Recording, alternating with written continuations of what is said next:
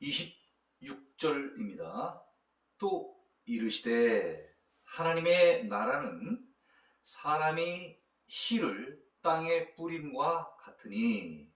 자, 계속해서 지금 예수님이 말씀을 전하고 계십니다. 씨 뿌리는 자의 비유의 다음에 또 그 등불 비유가 있었고요.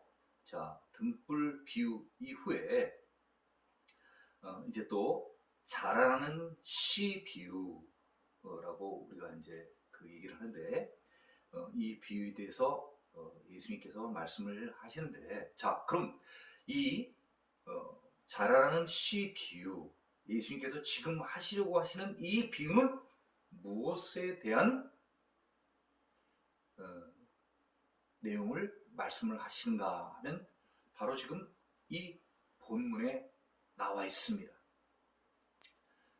예수님께서 우리에게 당시 유대인들에게 전하고자 하는 메시지는 바로 하나님의 나라에 관한 것입니다. 자, 하나님의 나라는 사람이 씨를 땅에 뿌림과 같으니, 이렇게 표현이 되어 있죠. 이렇게 표현이 되어 있죠. 자, 이 자라나는 씨의 비유는 지금 그 마가복음 4장에서 보았을 때는 예수님께서 행하신 세 번째 비유입니다. 세 번째 비유. 다시 말하면 씨 뿌리는 자의 비유, 또 등불 비유. 자, 그다음에 본문에 자라나는 씨 비유. 그래서 순서상으로 보면 세 번째 비유가 되고요. 또 씨 뿌리는 자의 비유에 이어서 두 번째 하나님 나라의 비유에 대해서 말씀을 해주시고 계시는 것입니다. 사람, 다시 말하면 농부라고도 우리가 비유를 할 수 있겠고요. 또 말씀을 전하는 비유 같으면은 우리가 복음을 전하는 자, 이렇게 우리가 생각할 수 있는 것이죠. 그래서 복음을 전하는 자가 씨를 땅에 뿌린 것 같으니, 하나님의 말씀을 땅에 뿌린 것 같으니, 그렇죠? 여기까지는 우리가 앞에 비유들을 통해서 많이 우리가 공부를 해왔기 때문에 크게 이해하는 데 있어서 어떤 어려움은 없습니다. 자, 사람이, 농부가, 복음을 전달하는 자가, 농부가 씨를 뿌린 것 같이 복음 전도하는 자가 말씀을 뿌리는 것. 네, 이거는 뭐 우리가 다 쉽게 이해할 수 있는 것이죠. 그렇죠? 땅에서 이렇게 뿌렸어요. 그렇죠? 또 복음을 전할 땐 그 땅이 누구겠습니까? 구원받을 대상들. 그렇죠? 세상 사람들을, 그런 사람들한테 이제 말씀을 전하는 거죠. 씨 뿌리는 농부가 씨를 이렇게 땅에다 뿌리는 것처럼. 그렇죠? 여기까지는 큰 어려움이 없죠. 자, 27절입니다. 자, 27절입니다. 27절부터는 우리가 조금 이것을 연구하고 우리가 이해해야 할 부분들이 좀 있어요. 자, 한번 보도록 하겠습니다. 그는 바로 누구겠습니까? 직접적으로 지금 26절에 나와 있는 사람을 얘기하는 거죠. 그죠? 네. 우리가 또 한번 생각을 해본다면, 농부, 씨를 땅에 뿌리는 사람은 누가 뿌리겠습니까? 사람이 뿌리는데 그 사람 가운데서도 어떻게 열매와 결실을 얻고자 하는 농부. 그렇죠? 그래서 사람, 또 농부. 그가 밤낮 자고 깨고 하는 중에 그래서 어떤 그런 시간의 어떤 그 연속성, 시간이 이어지고 있는 것에 대해서 지금 얘기를 해주고 있습니다. 자, 사람이 밤낮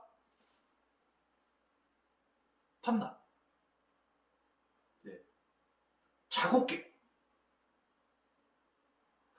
밤이 됐다 낮이 됐다, 밤이 됐다 낮이 됐다. 이것은 무엇을 의미하는 것입니까? 시간이 흘러가고 있는 것을 이야기하고 있는 것입니다. 또 자고 깨고, 그렇죠? 우리가 저녁이 되면 잠자고 아침이 되면 또 일어나고 하는 이것은 도대체 무엇을 말하는 것입니까? 시간이 흘러가고 있다는 것을 우리한테 알려주고 있는 것입니다. 자, 씨를 땅에 뿌렸어요. 그러고는 시간이 흘러가고 있는 거예요.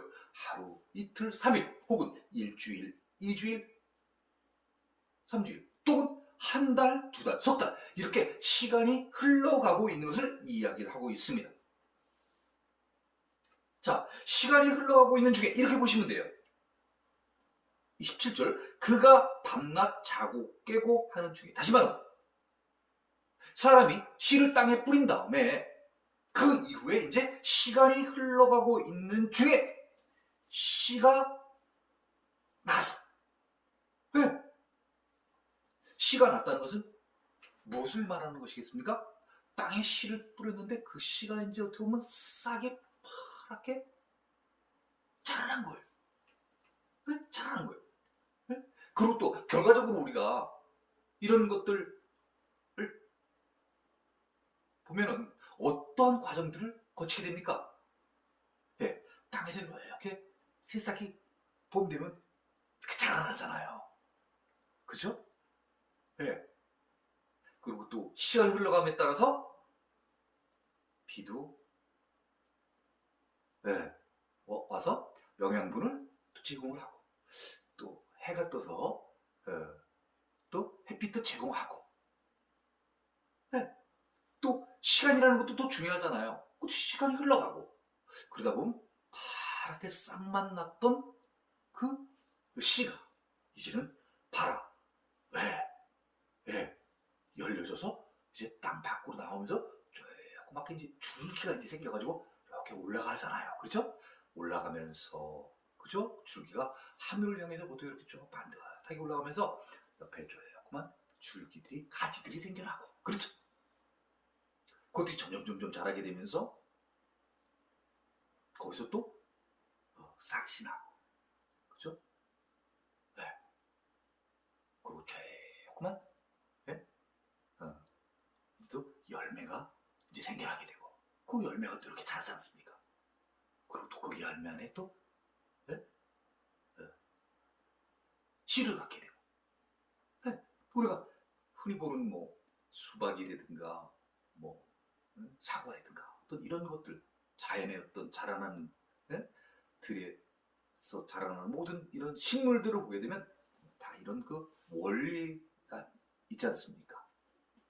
자, 이렇게 씨가 나서 자라되 어떻게 글이 되는지를 알지 못하느니라. 사람이 이 농부가 씨를 뿌려놨는데 이 농부 사람이 이 씨가 자라는 것을 관리를 한 게 아니라는 거예요. 그러면 땅이 이 씨를 관리했냐? 그것도 아니라는 거예요. 네? 그는 그냥 시간은 흘러가고 있는데 씨가 나서 자라되 어떻게 글이 되었는지를 알지 못한다는 거예요. 농부는 그 씨가 어떻게 자라는지를 모른다는 거예요. 영어 표현이 하면 우리가 흔히 얘기하는 그 노하우. 야, 그거 어떻게 그렇게 어떻게 하는 거야? 지금 이 비유로는 아니 그 씨가 어떻게 자랐지? 이걸 농부가 알아야 되는데 어떻게 자라는지를 모른다는 거예요.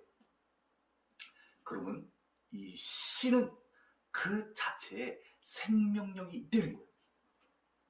그럼 이 생명력을 농부가 주었나? 아니죠. 그럼 땅이 주었나? 아니라는 거예요. 이 사람, 농부, 땅은 이 씨가 어떻게 자라는지를 모른다는 거예요. 그러면 이 씨를 이렇게 자라게 만든 것은 누구냐는 얘기죠. 그것은 바로 하나님이라는 거예요. 하나님이 누구세요? 하나님은 성경에 창세기에 뭘로 표현이 됩니까? 창조주. 이 씨가 이렇게 성장할 수 있게 만든 것은 바로 누구냐면요. 이 씨를 만든 하나님이 창조주. 이 창조주가 하셨다는 거예요. 그러면 이 씨가 이렇게 자라날 수 있게끔 만든 분. 그분은요, 이 씨뿐만이 아니라 동물들도 그렇고요. 물고기들도 그렇고. 또 그뿐입니까? 하늘을 나는 모든 조류들도 그렇고. 또 그뿐이에요? 만물의 영장인 하나님의 자녀. 다시 말하면 우리들도 태어나면 우리도 이 안에 하나님께서 생명력을 주시고 성장할 수 있는 이 모든 비밀을 우리의 몸 가운데 주셔서 우리가 먹고 마시면서 시간이 흘러감에 따라 우리의 지적 능력도 성장이 되고 육체적으로도 성장을 하지 않습니까? 도대체 우리가 이렇게 성장할 수 있게끔 모든 프로그래밍을 해주신 분 누구시냐? 그 얘기죠. 하나님이신 것입니다.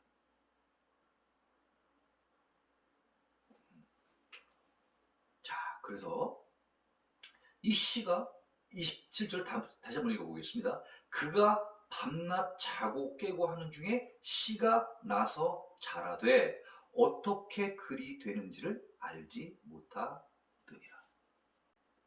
28절을 다 읽어보도록 하겠습니다. 땅이 스스로 열매를 맺되 처음에는 싹이요 다음에는 이삭이요 그 다음에는 이삭의 충실한 곡식이라 이렇게 돼 있죠. 그죠?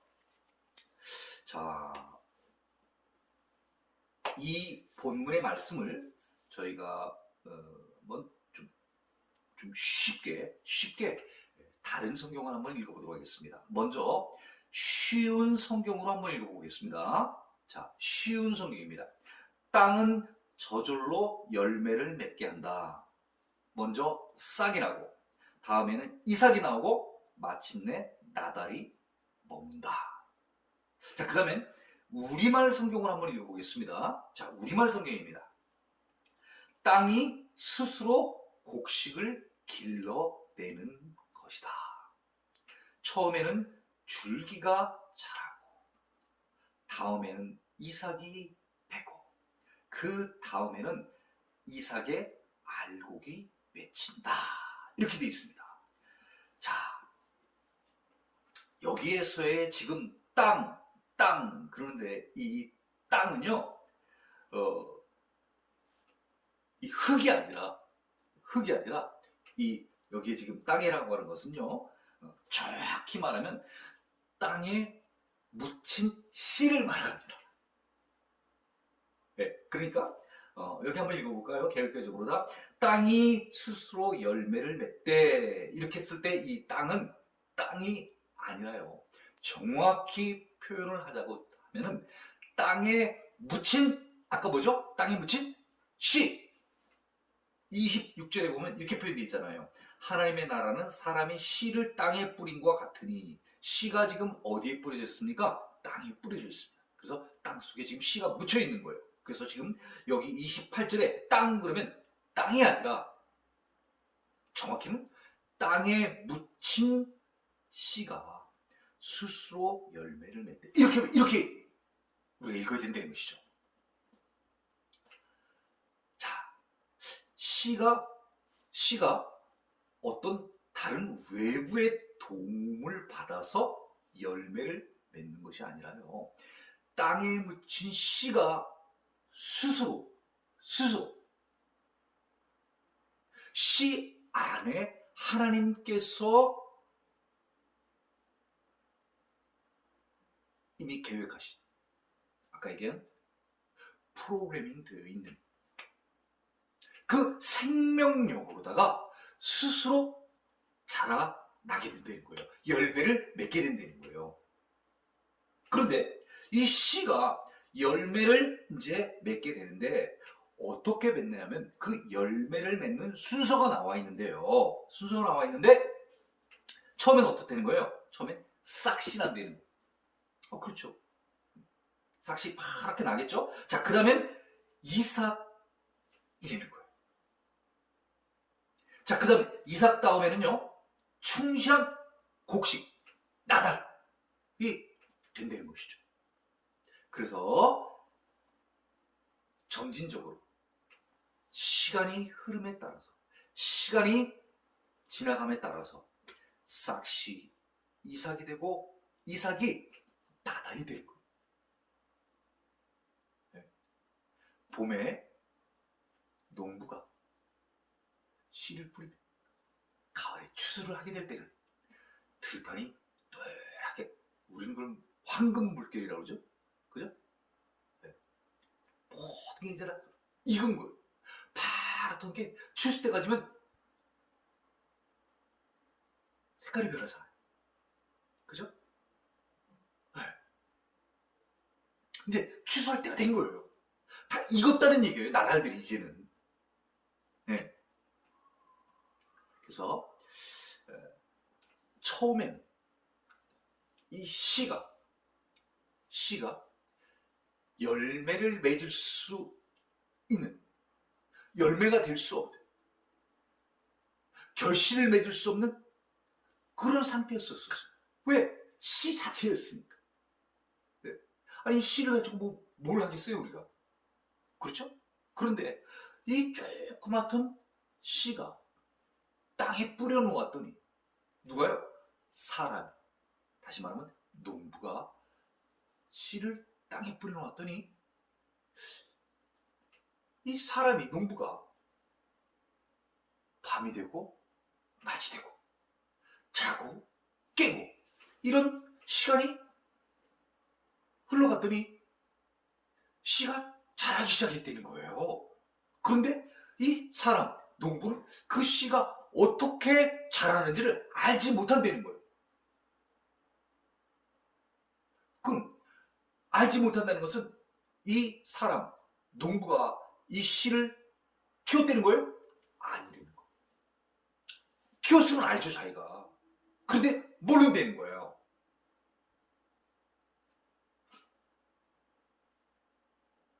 노하. 어떻게 글이 되는지를 알지 못한, 이 노하우를 모른다는 거예요.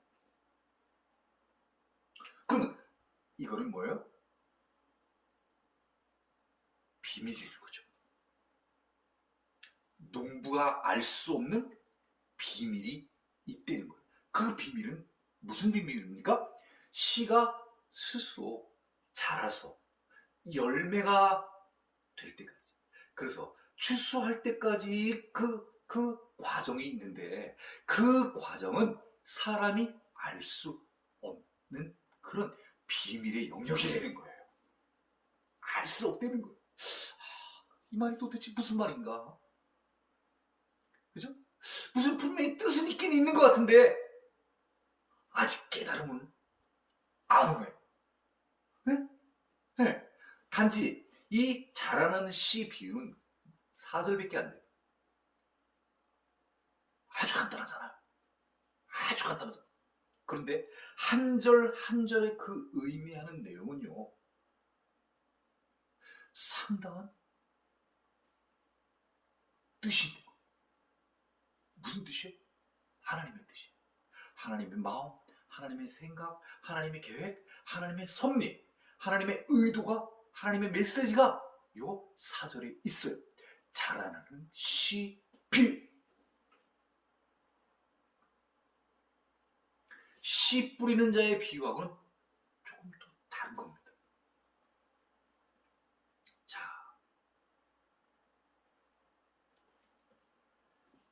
그래서 지금 28절을 쉬운 성경으로 다시 한번 읽어보면요, 땅은 저절로 열매를 맺게 한다. 정확히는 뭐예요?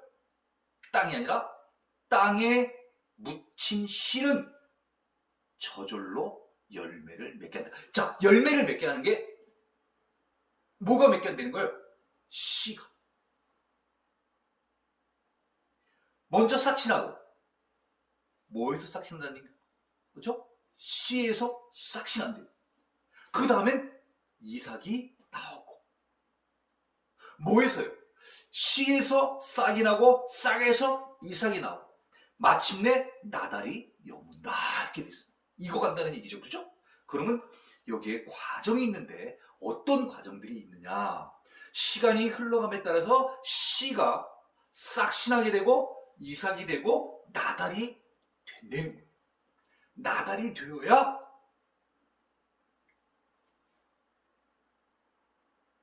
추수때가 됐을 때 열매로서요. 같이 얻게 되는 것이죠. 그잖아요.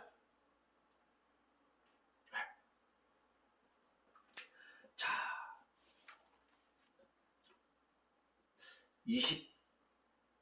29절입니다. 마지막 절입니다.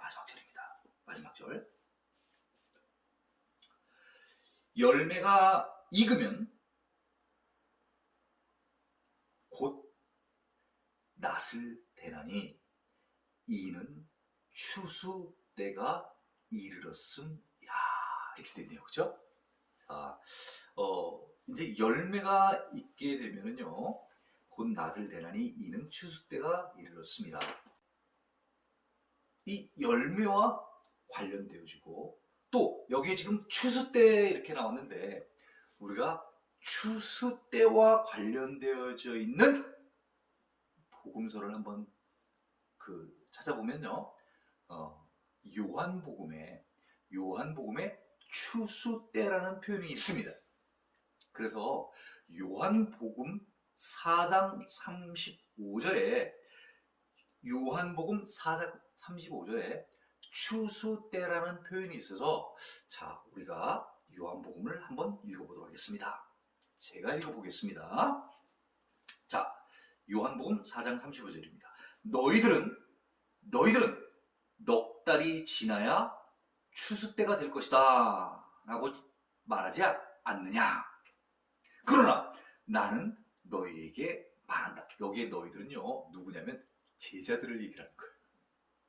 제자들을. 눈을 들어 밭을 보아라.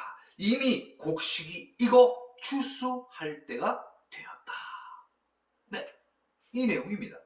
여기에 추수 때라고 하는 것은 무엇을 말하냐 하면요, 앞에 나와 있는 너희들은 넉 달이 지나야 추수 때가 될 것이다 라고 했을 때, 이 추수 때라는 것은요, 사람의 일상 가운데에서 흔히 얘기하는 추수 때, 다시 말하면 자연적인 추수 때를 이야기하고 있는 것입니다. 그렇지만 지금 그 제자들에게 그러나 나는 너에게 말한다. 눈을 들어 밭을 보아라. 이미 곡식이 익어 추수할 때가 되었다. 아니, 분명히 시기적으로 봤을 때 제자들이 넉 달, 한 달, 두 달, 석 달, 넉 달, 4개월이 있어야 추수할 때가 되었다는 거예요. 그러면 뭐예요? 지금 예수님이 이 제자들에게 말씀하시는 건요, 밖에 있는, 저 들에 있는 밭을 보면서 예수님께서는 추수할 때가 되지 않았어요. 자연적인 시기로 봤을 때는 한 달, 두 달, 석 달, 넉 달이 지난 그 이후에 추수 때가 오는 것인데, 예수님께서는 특이하게도 너희들은 넉 달이 지나야 추수 때가 될 것이다 이렇게 얘기를 한다는 거예요. 그렇지만 예수님이 바라보는 추수할 때는요, 이미 곡식이 익었대요. 그러면 제자들이 바라보는 추수 때는 자연적인 추수를 말하는 것이지만, 예수님께서 말씀하시는 이 추수 때는 무엇을 의미한가? 이 추수 때는 그 추수 때가 아니래요. 아까 얘기한 씨가 싹시 나고 그 이삭이 되고 그 이삭이 나달이 되었어. 나달이 익었어. 네? 영으로서 이제 추수 때가 이제 된 거예요. 열매로서의 이제 네, 가치가 된 거죠. 추수할 이제 상품이 된 거예요. 어떻게 보면 응? 그것을 의미하는데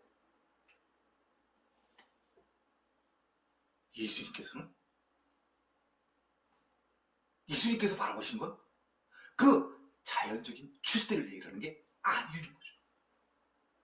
예수님께서 말씀하시는 이미 곡식이 익었을 때는 무엇을 의미하냐? 이 곡식은요, 그 씨를 얘기하는 게 아니에요. 자연적인 그런 식물을 얘기하는 게 아니라는 거죠. 예수님이 말씀하시는 이 곡식이 익었다고 하는 것은 사람이 익었다고 하면 큰일 나겠죠. 그죠? 그것은 다시 무엇을 말하냐 하면요. 사람에게 씨앗, 말씀이 들어가서 이제 그 사람이 처음에는 복음이 들어가서 말씀이 들어가서 처음에는 씨 같았으나 말씀을 계속 듣다 보니까 그 씨가 싹시 나고 이삭이 되고 나달이 되는 것처럼 초신자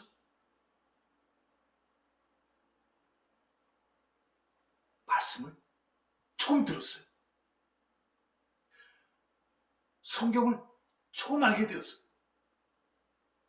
그런데 조금씩 듣다 보니까 시간이 흘러가고 밤이 되고 낮이 되고 잤다 깼다 잤다 깼다 하면서 교회를 요새 표현을 하면 교회를 다니기 시작을 했더니 한 달 지나고 2달 지나고 석 달 지나고 1년 지나고 2년 지나고 3년 지났더니 귀가 열리기 시작하는 거예요. 처음에는 요만했던 그 믿음이 점점 자라는 거예요. 점점 자라는 거예요. 그래서 어느 정도까지 자랐냐? 지금 여기에 곡식이 익었대. 곡식으로 말하면 씨가 익어서 이제 열매로서 상품으로서의 그 가치를 할 만큼 익은 것처럼 처음에는 초신자였던 사람이 복음을 듣고 깨달음을 통하여서 세례도 받고 물세례도 받고 성령 세례도 또 받으면서 성령이 충만해짐으로 말미암아 지금 씨가 익은 것처럼 사람으로서 성령이 충만해지게 되면 이제 이 사람도 이 크리스천도 추수할 때가 되어되는 거예요. 그 말은 무엇을 의미하는 것이겠습니까? 이제는 하늘나라에 들어갈 수 있는 그런 자가 되어되는 것입니다. 자,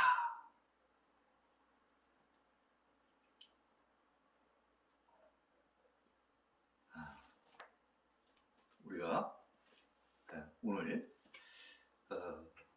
이 자라는 씨 비유, 자 29절 열매가 익으면 곧 낫을 대라니 이는 추수 때가 이르렀습니다. 자, 이 추수 때는 무엇을 의미하는 것이겠습니까? 바로 세상 끝 종말의 때를 이야기하는 것입니다. 종말의 때를 이야기하는 것입니다. 자, 그러면요 이 표현에 대해서 한번 우리가 또 찾아봐야 될 성경이 있는데 바로 어디냐면요. 마태복음 13장 30절입니다. 자, 마태복음 13장 30절입니다. 제가 읽겠습니다. 둘 다 추수 때까지 함께 자라게 두어. 추수 때에 내가 추수꾼들에게 말하기를 가라지는 먼저 거두어 불사르게 단으로 묶고 곡식은 모아 내 곡간에 넣으라 하리라. 자, 추수 때와 관련을 해가지고 마태복음에 나와 있는 예수님의 말씀입니다. 자, 둘다는 누구를 말하는 것입니까? 믿는 자와 믿지 않는 자를 이야기하는 것입니다. 그 추수할 때, 지금 본문에 나와 있는 이 추수 때를 얘기하는 거죠. 종말의 때. 그 종말의 때까지 둘 다 믿는 자, 믿지 않는 자 함께 자라게 두라는 것입니다. 자라게 두라는 것이죠. 그 자라게 두라는 게 무엇을 이야기하는 것입니까? 익을 때까지. 믿음이 성장할 때까지. 믿음이 충만할 때까지. 믿음이 충만해져야 씨가 마치 열매를 맺어야 낫을 떼어지는 것처럼 이 믿음도 우리가 믿음 충만해져야 우리가 하늘나라에 들어갈 수 있는 것입니다. 우리가 믿음이 충만해지지 않는 상태에서는 우리가 하나님 나라에 들어갈 수 없다는 것이죠. 그러니까 우리는 믿음이 충만해지기 위해서 성령 충만, 믿음 충만해져야 된다는 것입니다. 그러니까 이 비유는 우리에게 신앙의 목표를 주어지는 것입니다. 그것은 씨가 마치 싹이 나고 이삭이 되고 나달이 되어서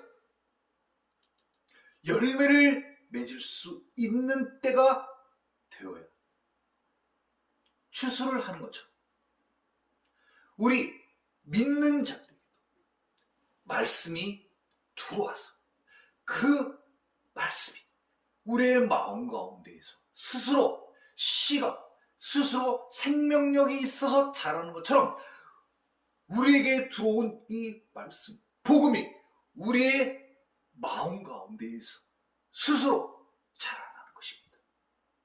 시간이 흘러감에 따라서.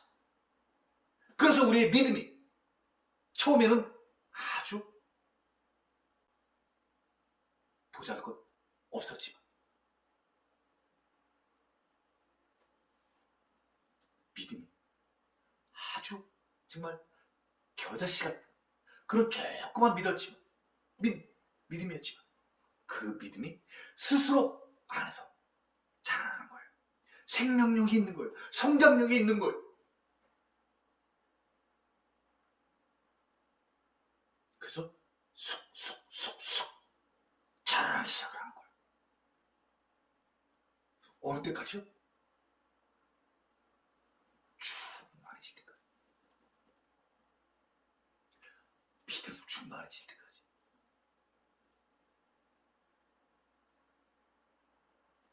자, 다시 들어와서요. 다시 돌아와서 마태복음 13장 30절. 자, 내가 추수꾼들에게 말하기를 추수할 사람들. 그렇죠? 추수할 사람들, 다시 말하면 어떤 사람들이겠습니까? 불신자는 지옥으로 보내고 믿는 자들은 하나님의 나라로 결정해 주십니다. 하나님의 종들, 다시 말하면 천사들이라고 볼 수 있겠죠. 그렇죠? 네. 하나님의 심부름을 하는 그 자들에게 말하기를 말해놨다는 거예요. 가라지는 먼저 거두어 불사르게 단으로 묶고, 결국은 어떻게 하기 위해서 단으로 묶는다는 것입니까? 불사른데 불태운다는 거예요. 네. 그러고요. 곡식은 모아서 내 곡간에 넣어라 하리라. 예? 곡식은 내 곡간에 넣어라. 다시 말하면요. 여기에 곡식은 누구를 말하는 것입니까? 하나님이 예수님을 이 세상 가운데 보내주셔서 내 말을 대신 전하는 이 예수를 주라, 그리스도라, 메시아라 믿고 따르는 그 자들, 그 믿는 자들은 내 곡간에 넣어라. 다시 말하면 내 곡간, 어디를 말하는 것이겠습니까? 하나님의 나라에 넣으라는 것입니다. 그러니까 이 종말의 때, 지금 얘기하는 추수 때가 오게 되면요,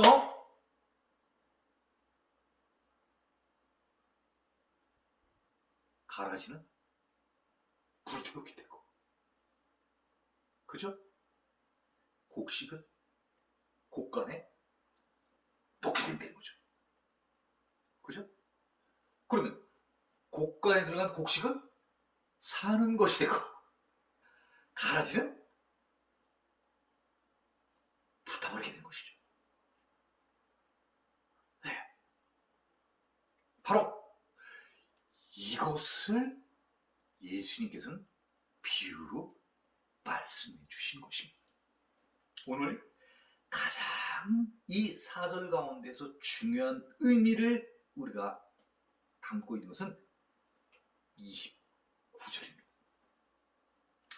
열매가 익으면 곧 낫을 대라니 이는 추수 때가 이르렀습니다. 자, 예수님께서 지금 유대인들에게 말씀을 전하실 때 이 유대인들 가운데에서 이 열매를 모르는 사람도 없을 것이고, 낫을 모르는 사람도 없을 것이고, 자, 추수 때가 되었다는 것, 이 말을 모르는 사람은 아마 없을 것입니다. 다 알 거예요. 그렇지만 이 예수님께서 말씀하시는 열매와 낫과 이 추수 때가 의미하는 진정한 뜻은 무엇인가? 그것은 예수님을 믿는 자, 그 믿는 자들만이 이 하나님의 뜻, 예수님의 뜻을 알 수 있는 것입니다. 그것이 바로 복음의 양면성입니다. 예수님을 믿는 자들에게는 이것이 바로 무엇을 가리키고 있는 것을 알게 하지만, 예수님을 믿지 않는 자들에게는 그저 지금 예수님께서 생활 가운데 흔히 있는 것들을 통하여서 비유로 말씀하신 그 이상을 알 수가 없는 것이에요. 단지 열매, 낫, 추수 때 여기서 그치고 더 이상 그 예수님의 말씀이 가리키는 하나님의 나라를 볼 수 없다는 거예요. 이들의 시각은 그냥 세상에 한정되어 있는 것이에요. 세상 위에 하나님의 나라가 있는데 그 하나님의 나라를 보지 못하고, 하나님을 보지 못하니 하나님의 나라를 볼 수가 없는 것이죠. 하나님이 예수님을 통하여서 자, 저 하늘을 봐라, 그리고 하나님이 계신 하늘나라를 봐라, 이렇게 예수님이 조명을 해주고 계시는데 나를 보지 말고 내가 가리키는 것을 봐라, 나는 하나님이 보내셨다, 내가 하는 말은 다 하나님이 나를 통하여서 너에게 전하라고 하신 말씀이다. 그러니 나를 보지 말고 내가 반사하는 저 하나님을 보고 하나님의 나라를 보라. 그것이 바로 조명입니다. 그것이 바로 계시인 것입니다. 그런데 믿지 않는 자들에게는 그게 열려지지 않는 걸, 감춰져 버리는 거. 자,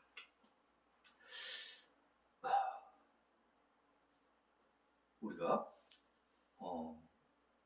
하나 더 봐야 될 게 있는데, 여기에 29절 열매라는 표현, 네, 이 표현을 우리가 좀 더 한번 이해하기 위해서는 우리가 무엇을 한번 봐야 되냐면요, 로마서를 한번 봐야 되는데, 로마서 어디냐면요, 로마서 1장 17절 말씀입니다. 로마서 1장 17절. 이 부분에 우리가 참 이해하기 힘든 부분이 한 군데가 있는데, 우리가 오늘 본문의 말씀을 우리가 조금 이해를 하였다고 하면은, 우리가 이 로마서 1장 17절의 말씀을 우리가 같이 풀 수 있을 것입니다. 자, 로마서입니다. 제가 읽겠습니다. 복음에는 하나님의 의가 나타나서 믿음으로 믿음에 이르게 하나니, 기록된 바 오직 의인은 믿음으로 말미암아 살리라, 이렇게 되어 있습니다. 자, 그래서 제가 오늘 보자 하는 것은 바로 이 17절의 앞부분입니다. 복음에는 하나님의 의가 나타나서 믿음으로 믿음에 이르게 하나님, 이 부분입니다. 우리가 로마서 읽을 때 이 부분이 좀 쉽지가 않습니다. 어떤 부분이요? 믿음으로 믿음에, 아니, 앞에 나와 있는 믿음은 뭐고 뒤에 나와 있는 믿음은 도대체 무엇인가? 믿음이 다른가? 이런 생각을 많이 하게 됩니다. 이 로마서를 처음에 접하다 보면요. 그래서 이 도대체 개역개정에는 믿음으로 믿음에 이렇게 돼 있는데, 우리가 우리말 성경에 보면요, 이 믿음으로 믿음에 이 표현을 어떻게 했냐면요, 믿음으로부터 믿음에 이렇게 번역되어 있습니다. 또 쉬운 성경에는 어떻게 번역이 되어 있냐면요, 처음부터 끝까지 이렇게 표현이 되어 있어요. 네, 처음부터 끝까지. 다시 말하면 믿음이 들어간 그 처음서부터 끝까지 이렇게 되어 있습니다. 그러면 오늘 우리가 이 자라나는 씨 비유를 통하여서 아까 설명드린 것처럼 씨에서 싹씨라고, 싹씨 이삭이 되고, 또 이삭이 나달이 되고, 나달이 이제 열매를 맺게 되는, 우리는 이런 그 시간이 흐름에 따라서 그 과정이 있다는 것, 그죠? 사람이 알지 못하는 그 어떤 노하우, 저게 도대체 어떻게 자랄까? 그런데도 이 땅에 묻힌 씨가 스스로 자라난다는 거예요. 스스로 자라난다는 거예요. 사람에게 하나님의 말씀이 전해졌어요. 네? 네, 복음이 전해진 거죠. 그죠? 이 복음에는요, 이 복음, 사람의 마음 가운데 이 들어온 이 말씀 복음에는요, 하나님의 의가 나타난다는 거예요.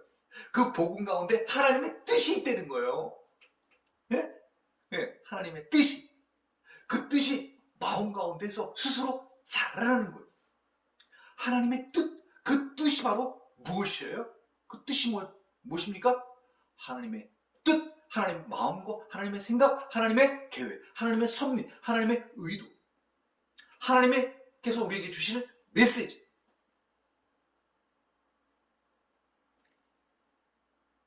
그것은 바로 무엇입니까? 하나님에 대한 믿음이죠.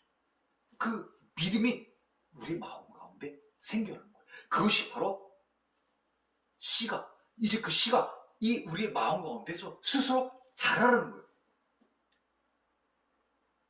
그래서 여기에 나와 있는 믿음으로 믿음에 이르게 하나니, 다시 말하면 처음 믿음은 무엇을 말하는 것입니까? 말씀이 우리의 마음 가운데 들어왔습니다. 처음으로 우리가 예수님을 믿기 시작했습니다. 하나님을 믿기 시작을 했습니다. 그러면서 밤이 되고 낮이 되고 자고 깨고 이러는 죽기 시작을 하는 것입니다. 시간이 흘러가고 있습니다. 그렇게 시간이 흘러가면서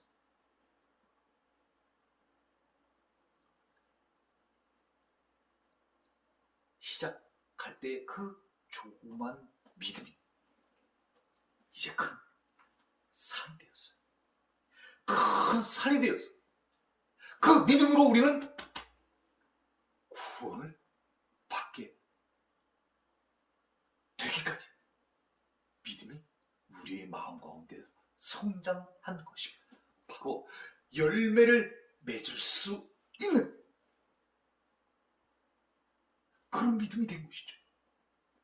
믿음이 이제 익은 거예요. 무로 익은 거예요, 믿음이. 그래서 이제는 어느 때가 됐다는 거예요? 이제 추수할 때가 되었다는 거예요. 우리의 믿음이 그만큼 성장했다는 것이죠. 그래서 기록된다.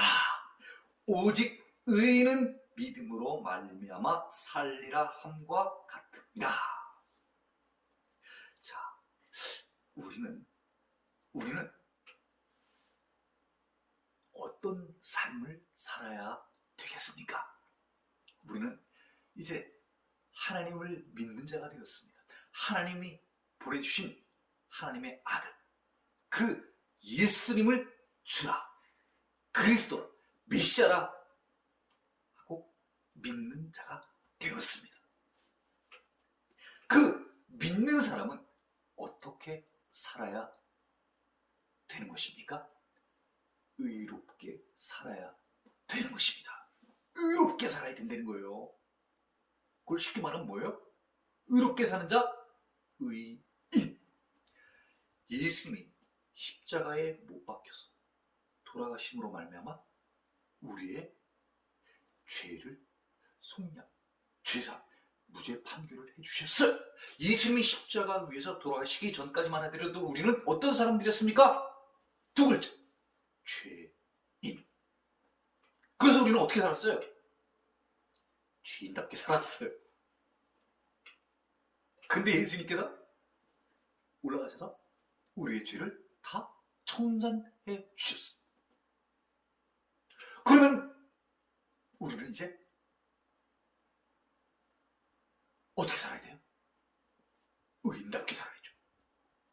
죄인답게 살던 우리, 죄인처럼 살았던 사람들이 하나님께서 예수님을 통하여서 야, 내 백성들, 내 자녀들, 이제 네가 죽음으로 말미암아 내 백성들을 다 살려야 할 테니까 네가 내 백성들을 위해서 네가 죽어라. 응? 보내셨어요. 임무를 주신 거예요. 미션이에요. 그래서 예수님께서 돌아가시기 전에 그랬잖아요. 다 이뤘다고 그러잖아. 뭘 다 이룬 거예요? 예수님이 이 땅 가운데서 오셔서 해야 할 일을 다 이루신 거예요. 그 미션이 뭐예요? 예수님이 죽어야 우리가 사는 거예요. 예수님이 돌아가시지 않으면 우리는 영원히 죽게 되는 자들인 거예요. 근데 하나님의 특명을 받고 이 땅에 오셔서 마지막 미션 이제 다 이루신 거예요. He died for us. 예수님께서는 우리를 위하여 죽으셨어요. 십자가에 올라가신 거예요. 모든 미션이 다 끝난 거예요. 그 예수님의 미션으로 말미암아 우리는 살게 된 거죠. 그래서 우린 의인이 되었어. 그래서 예수를 믿는다고 하는 우리들, 하나님을 믿는다고 하는 우리들은 어떻게 살아야 되느냐? 의롭게 살아야 되는 것이죠. 그럼 우리가 의롭게 살면 우리는 어떤 사람이에요? 믿음이 있는 사람인 것이죠. 자, 이 표현 참 저는 하박국에도 나오고 성경 여러 곳에 나오지 않습니까? 오직 의인은 믿음으로 말미암아 살리라. 자, 의인. 어떤 사람을 우리는 의인이라고 얘기하는 것입니까? 믿음으로 사는 사람. 믿음이 있는 자야. 그 믿음은 어떤, 무엇을 믿는 믿음입니까? 하나님께서 우리를 위하여 예수님을 이 땅 가운데 보내주셔서 우리들이 갖고 있는 죄를 사하여 주심으로 말미암아 죄사, 속량, 무죄 판결을 해주심으로 말미암아 죄인이었던 우리를 바꿔놓으신 거예요. 물이 변하여 포도주가 된 것처럼 죄인이었던 우리를 의인으로 바꿔주신 거예요. 이것이 놀라운 십자가 사건인 것이죠. 이것이 바로 십자가 사건. 십자가 사건의 핵심은 무엇이냐? 죄인이었던 자를 의인으로 바꿔주셨다는 거예요. 물이 변하여 포도주가 되었다는 거예요. 자, 자라나는 씨 비유. 우리가 씨 뿌리는 자의 비유의 그 해석을 통하여서 예수님께서 제자들에게 쉽게 해석을 해 주시지 않습니까? 그렇죠? 그래서 씨 뿌리는 자의 비유를 통한 그 원리, 해석의 원리를 통해서 자라나는 씨의 비유를 우리가 똑같은 원리로 대입을 통해서 우리가 알아본다고 하면 우리는 이렇게 볼 수 있는 것입니다. 자, 자라는 씨 비유. 비유 어떻게 얘기했습니까? 사람이 있답니다. 그죠? 28절. 하나님의 나라는 사람이 씨를 땅에 뿌리는 것 같으니. 사람이 있는 거예요. 농부. 그 사람이 어떻게 했습니까? 씨를 어떻게 된 거예요? 땅에 뿌렸대. 그랬더니 그 싹이 이삭이 되고 나단이 됐다는 거예요. 곡식이 됐다는 거예요. 씨 뿌리는 목적이 바로 무엇입니까? 열매를 얻기 위함이죠. 상품으로서의 어떻게 보면 가치를 얻게 하는 것이죠.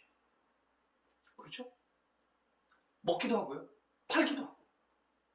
왜? 열매 맺는 것이 목적인 거예요. 열매 맺는 것이 목적인 거예요.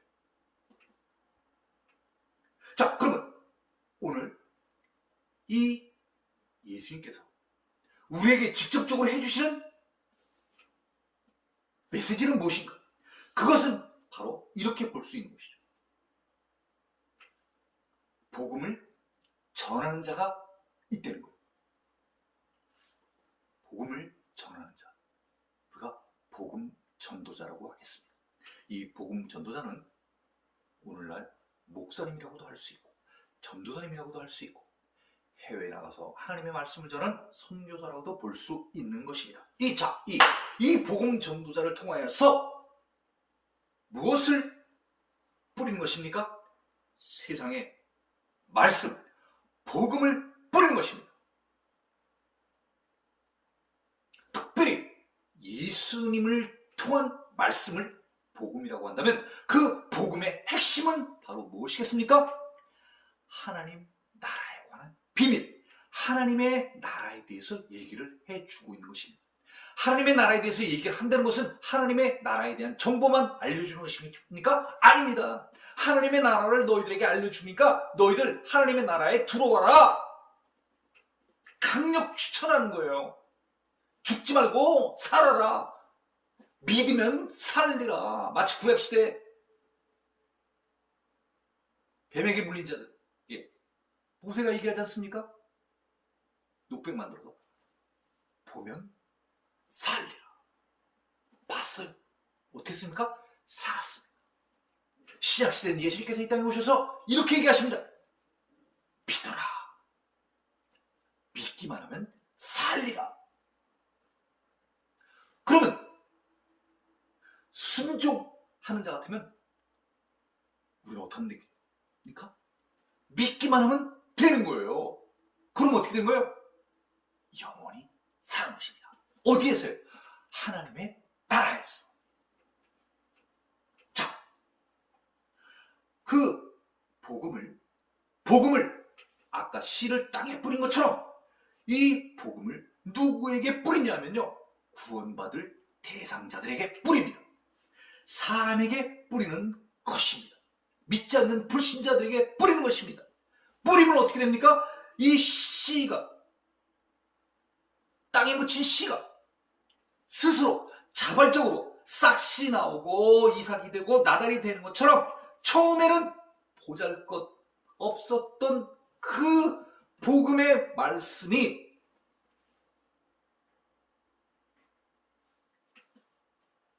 믿기 시작을 하면서 점점 이 마음 가운데 믿음이 쑥쑥쑥쑥 성장하는 거예요.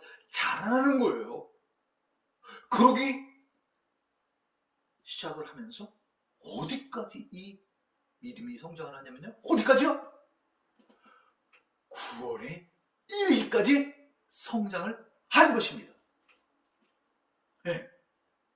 그래서 아까 한번 언급드렸던 로마서 1장 17절, 믿음으로 믿음에 이르게 하나니, 이것은요, 말씀이 우리의 마음 가운데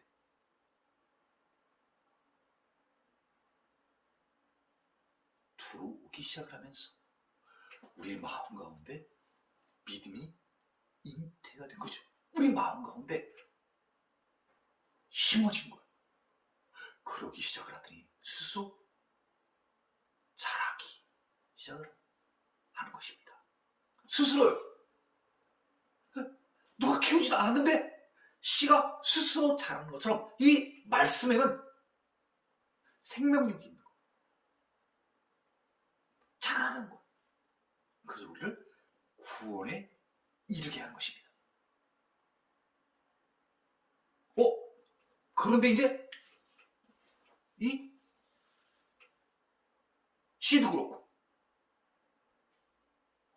이 세상도 그렇고 때가 이제 추수할 때가 됐다는 거예요. 추수할 때가 됐다는 거예요. 그러니까 추수 때가 되니까 어떻게 해요? 사람이 농부가 낫을 들고 추수를 하는 거예요.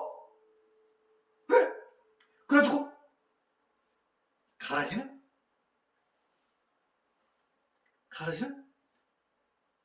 묶었어요. 왜요? 불태우기 쉽게 하기 위해서. 그래서 불태워 없어지게 만들고, 곡식은 곡간에 들이지 않습니까? 그렇죠? 자, 이제 이 추수 때 예수님께서 말씀하시려고 하시는 본 내용은 무엇이냐? 이제 정말 세상 끝 심판의 때가 온다는 거예요.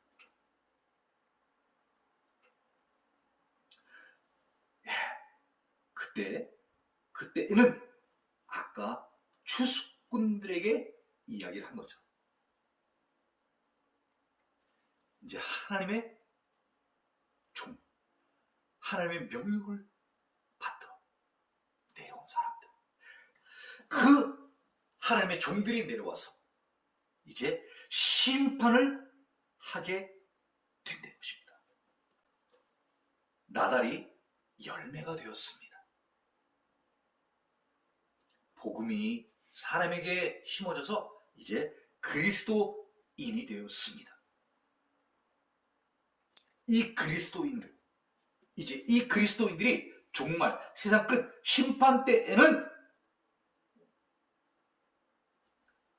의인으로 하나님 나라에 들어가게 되지만, 하나님을 믿지 않음으로 말미암아 복음을 전해 들었으나 그 복음을 한 귀로 듣고 한 귀로 흘려보내고 또는 거부했던 자들,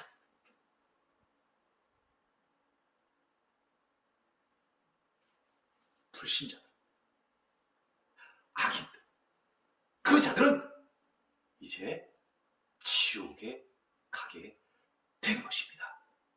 많은 사람들이 하나님의 말씀을 들을 기회가 있었습니다.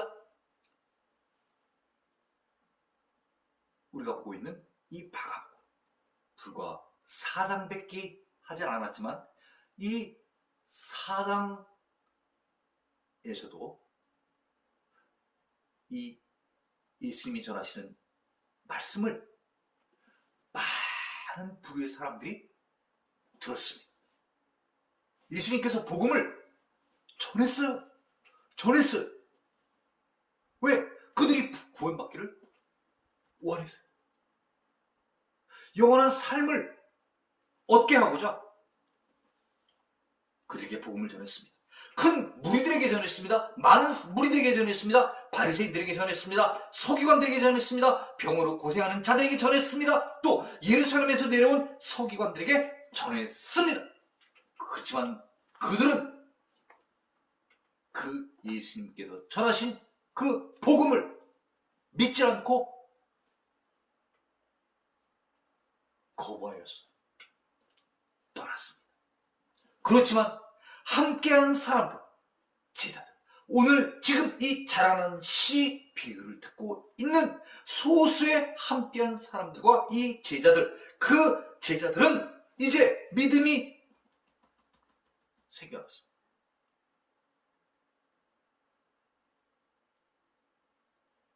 믿음에 의해서 이것이 성장하게 되고, 그러므로 참다운 그리스도인이 되는 것입니다. 그래서 이 믿음이 구원 받을 때까지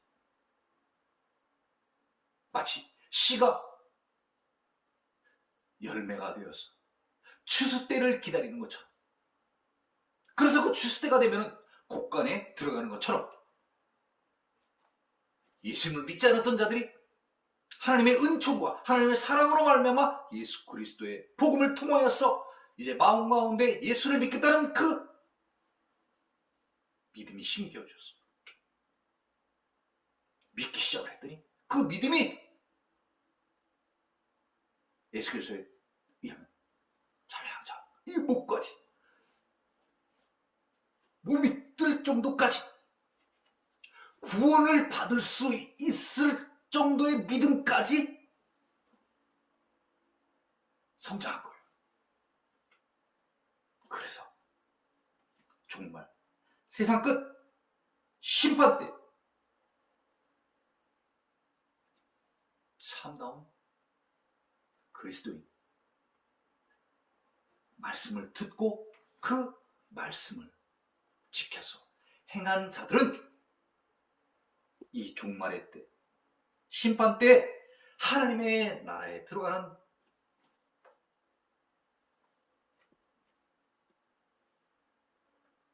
큰 축복을 받게 되지만,